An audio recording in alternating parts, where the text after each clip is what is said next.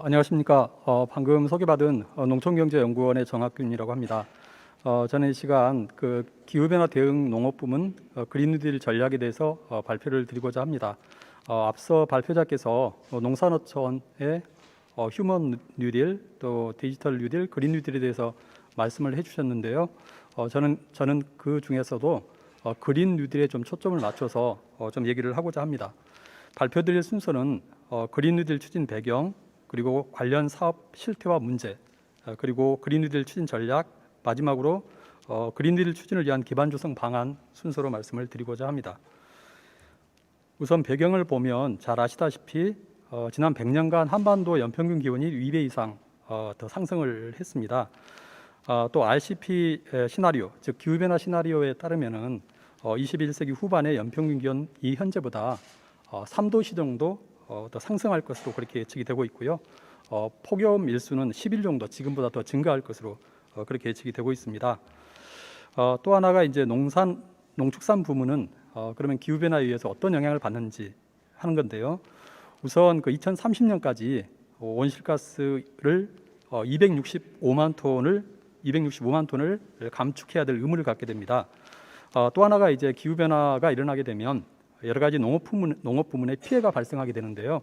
2022년 기준으로 태풍 등의 피해로 면적이 33만 헥타로 가장 큰 면적의 피해를 입었고요. 또 2005년에는 호우로 1조 이상의 그런 복구비가 발생을 하기도 했습니다. 또 하나 이제 농업 부문에서 좀 특기해야 될 부분이 양분 과잉 문제입니다. 그동안 이제 저희 농업 분야가 고투입 고산출 농업, 즉 집약적 농업이 이루어지면서 양분 과잉이 이루어졌고 그 결과 질소 수지 또 양분 수지가 굉장히 높은 순위에 있습니다. 이러한 양분 문제는 자연스럽게 이제 양분을 어떻게 관리를 할 건지 관리 강화의 필요성이 제시되고 있습니다. 보시는 그림처럼 헥타당 화학비료 사용량은 계속해서 꾸준히 조금씩 증가를 하고 있고요. 거기에다 이제 분뇨 발생량도 계속 증가하고 있습니다. 또한 퇴비 생산량도 계속해서 증가하고 있어서 양분이 계속해서 안 좋은 악화되고 있는 그런 상황이라고 볼 수 있겠습니다. 이러한 배경에서 농업 부문의 그린 뉴딜이 나왔다라고 봅니다. 그린 뉴딜은 기존 뉴딜의 개념, 앞서서도 이제 발표자들께서 말씀해 주셨지만 기존의 그린 뉴딜의 개념을 기후 환경 목표 달성 관련 분야에 적용하는 것이 주요 골자라고 할 수 있겠습니다. 그래서 이제 기후 환경 목표 달성 관련 분야에 집중적인 투자를 통해서 기후 환경 목표도 달성하고 동시에 새로운 일자리 창출 또 경제 성장을 추구하는 것을 목표로 한다고 할 수 있겠습니다. 이제 루즈벨트 대통령 때 이제 경제공황이라고 하는 이고 그래서 뉴딜 정책이 나왔는데 지금의 상황에서는 이제 환경의 위기 또 경제의 위기 이 두 가지 위기를 동시에 극복하기 위해서 그린 뉴딜 정책이 나왔다 이렇게 볼 수 있겠습니다. 지금은 이제 환경 위기, 경제 위기 이렇게 얘기할 수 있겠지만 만약 이 시기가 2050년 또 21세기 후반기로 가게 되면 환경 위기보다 환경 공황이란 말을 쓸 수 있지 않을까, 저 개인적으로 그렇게 생각합니다. 결국 공황이 발생했을 때 뉴딜 정책이 나왔던 것처럼 환경 공황, 경제 공황이 발생해서 이 두 가지를 동시에 해결하기 위해서 그린 뉴딜 정책이 나왔다 이렇게 볼 수 있겠습니다. 특히 농업 부문 그린 뉴딜 접근 방향은 이제 저탄소 농업, 또 에너지 전환, 친환경 농업, 경축 순환 농업 등으로 접근할 수 있겠습니다. 그래서 기후 변화, 또 환경 오염, 관행 농업의 위기 이것을 극복하기 위해서 농업 부문 그린 뉴딜 정책이 나오고 이러한 정책을 효과적으로 추진했을 때 지속 가능한 농업 농촌이 실현될 수 있다는 비전을 제시할 수 있을 것 같습니다. 이어서 그러면 관련된 사업의 어떤 현황을 좀 살펴보고자 합니다. 먼저 저탄소 농업입니다. 앞서서도 말씀드렸던 것처럼 2030년에 온실가스 감축 목표가 265만 톤. 그래서 지금부터 계속해서 이제 줄여가고 있는데요. 2019년 기준의 감축 목표 달성량을 살펴보면 한 64% 정도로 지금 달성된 것으로 보입니다. 가축 분야 에너지화랄지 자원화, 순환식 수막 등 대부분 낮은 달성률을 보이고 있고요. 이러한 저탄소 농업이 어려운 이유가 바로 초기에 고비용이 투자가 돼야 되고 또 생산성이 감소되고 또 노동력이 증가한다는 점들이 애로사항으로 지적되고 있습니다. 두 번째 신재생 에너지 부분인데요. 2018년 기준으로 우리나라 전체 신재생 에너지 발전 비중은 9% 정도 수준입니다. 유럽 연합의 35%, 호주의 21%보다도 많이 낮은 수준이죠. 근데 그럼 농업 부문의 신재생 에너지 이용 면적 비중은 어떻게 되는가 봤을 때 시설 면적만을 기준으로 보면 이용률이 5% 정도로 계산이 됩니다. 근데 사실 신재생 에너지 사용은 주로 가온 면적에서만 이루어지고 있고요.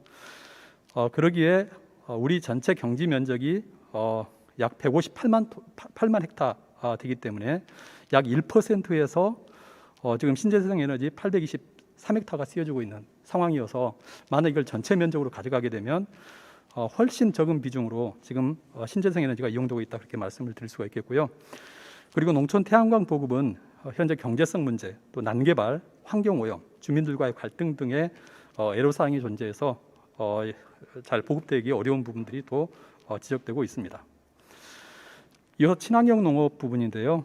친환경 농산물의 경우에는 처음에 이제 농업 환경 보전을 위해서 그렇게 이제 친환경 농업을 확대하게 되었는데 사실 최근에 농촌 고령화랄지 또 생산비 부담 등이 가중되면서 현재 친환경 인증 면적이 정체 상태를 보이고 있습니다. 무엇보다도 그동안 이제 친환경 농산물을 생산했던 고령화 농가들이 은퇴를 하게 되면서 이제 그동안 지구가 이렇게 조성이 되었지만 집적화 문제가 이제 또 새로운 이슈가 생기고 있습니다. 그래서 현재 기준으로 보면 2019년 5.2% 정도의 그 재배 민족 비중을 보이고 있고요. 친환경 축산의 경우에는 유기 한우가 소규모 생산이 수준이 유지되고 있고 무항생제는 계속 증가하다가 2018년 이후 주춤한 상태를 보이고 있습니다. 그리고 경축순환 농업이 이제 앞서서 말씀드린 양분 과잉 해결 대안으로 제시가 되고 있습니다만 자원화 시설의 높은 운영비 또 초기 투자비가 굉장히 활성화에 걸림돌로 작용하고 있습니다. 그러면 앞서서 말씀드린 이러한 그 그린 뉴딜 관련 정책 혹은 사업이 앞으로도 활성화되기 위해서 어떠한 전략을 가져야 될 것인가 하는 부분인데요. 우선 저탄소 농업 활성화를 위해서는 신규 감축수단 발굴이 무엇보다도 중요합니다. 기존 저탄소 농업 기술 발굴을 할 뿐만 아니라 새로운 기술을 개발하는 그러한 투자를 확대할 필요가 있겠고요.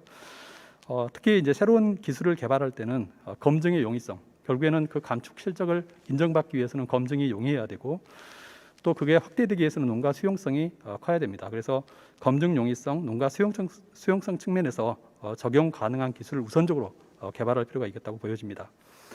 또 하나가 이제 농가들의 자발적 참여를 유도하는 것이 중요하겠는데요. 고비용 시설 투자 기술, 또 추가 노동력 필요 기술 이렇게 두 가지로 좀 나누어서 접근할 수가 있겠습니다. 고비용 시설 투자 기술의 경우에는 초기 시설 투자의 자부담 비중을 완화시켜 주는 것이 필요하겠고요. 추가 노동력 필요 기술의 경우에는 선택형 직불과 연계한 경제적 인센티브를 제공하는 것도 하나의 중요한 방법이라고 생각이 되어집니다. 무엇보다도 국민 공감대 형성이 굉장히 중요합니다. 온실가스 감축의 당위성에 대한 인식 전환이 필요하겠고 또 온실가스 감축 기술 관련 교육이랄지 또 관련 정책에 대한 홍보가 매우 중요하다고 볼 수 있겠습니다. 또한 이제 에너지 전환 확대 부분인데요. 사실 지금 농촌 태양광을 보급하는 데 있어서 여러 가지 제약 요건이 제시가 되고 있습니다. 특히 난개발이랄지 환경에 미치는 영향이랄지 경제성이랄지 이런 부분들이 얘기되고 있는데요. 특히 이제 태양광 설치 허용 기준을 명확하게 하는 것도 굉장히 중요한 부분이고 또 농가 참여 운영 방식의 영농형 태양광 시설을 설치를 적극 검토하는 것도 필요하다고 하겠습니다.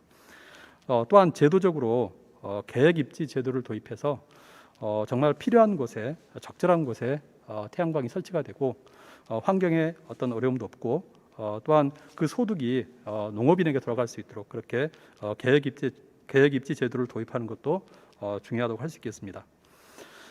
친환경 농업을 활성화시키기 위해서는 생산 측면의 지원뿐만 아니라 소비 촉진을 위한 다양한 노력이 필요하다고 보여집니다. 특히 생산자 단체에 대해서는 생산, 유통, 가공 등에 필요한 시설이랄지 장비를 지원하는 것과 동시에 사실 생산이 잘 되지만 소비가 안 되면 결국 또 생산도 계속 진행될 수 없기 때문에 소비를 촉진하기 위해서 특별히 코로나 이후 시대에 비대면 유통이 좀 더 활성화될 필요가 있겠고요. 또 공공급식도 노력도 추진이 이루어질 필요가 있겠습니다. 유기축산의 경우에는 국내 유기사료 기반을 확충하는 노력이 무엇보다도 중요하고, 또 지속 직불금 인센티브를 지급하는 것도 유기축산을 확대하는 데 굉장히 유효한 정책 수단이 될 거라고 보여집니다.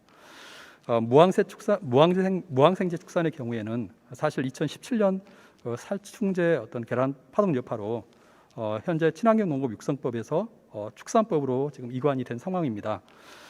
그래서 무엇보다도 소비자 신뢰 회복을 위한 그러한 어떤 관리 시스템 마련이 무엇보다도 중요하다고 할 수 있겠습니다. 그리고 경축순환 농업의 경우에는 순환 방식이 경종과 축산 상호순환, 또 가축분뇨 비료화, 또 농식품 부산물 사료화 이렇게 유형화를 할 수가 있겠는데요.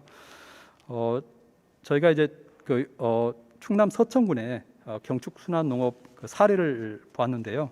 거기에는 이제 벼가 84헥타, 또 한우가 1,200두 정도의 그러한 어떤 사례 경축순환 농업 단지가 형성이 되었습니다. 그래서 경제적 편익 또 환경적 편익도 나타나고 있는 그런 사례였는데요. 이러한 경축순환 농업이 그렇지만 여러 가지 이제 초기 투자비가 많이 들어가야 되고, 또 여러 가지 제도적으로 좀 개선돼야 될 부분이 많이 있는 것으로 나타나고 있습니다. 특히 자원화 시설에 대한 초기 투자비가 이제 좀 지원이 확대될 필요가 있는데요.